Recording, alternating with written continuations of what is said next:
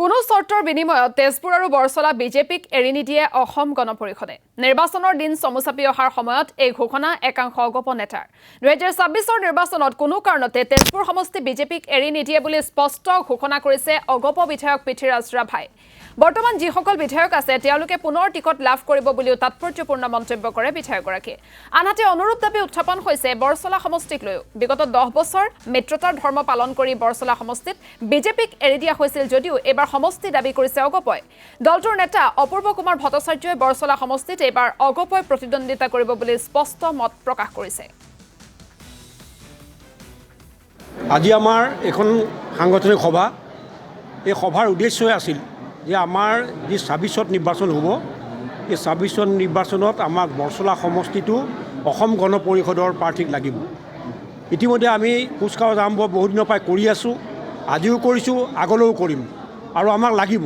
সেইটো তেখেতে হয়তো তেখেতৰ কৰ্মীসকলক সজাগ কৰিবৰ কাৰণে বা তেখেতসকলৰ কৰ্মীসকলক ধৰি ৰখাৰ এটা কৌশল হ'ব পাৰে যে ইয়াত অসম গণ পৰিষদো নাই, কংগ্ৰেছো নাই, আমিয়েই, গতিকে কৰ্মীসকল থাকিব। কিন্তু যেতিয়া ধৰক আজিৰ এই ধৰণৰ পৰিৱেশ দেখিব, 22টা আঞ্চলিকত যেতিয়া আমাৰ শাখাসমূহ হ'ব, তেতিয়া তেওঁ নিজে হয়তো আঁতৰি যাব পাৰিব।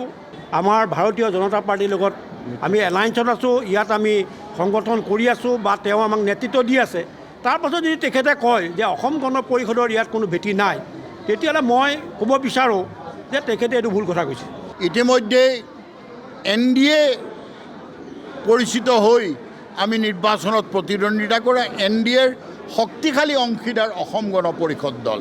বহুতে ভাবে যে ইয়াত অগপৰ বিধায়ক নাই, চাগৈ অগপও নাই, কিন্তু অসম গণ পৰিষদ এক সুপ্ত আগ্নেয়গিৰি।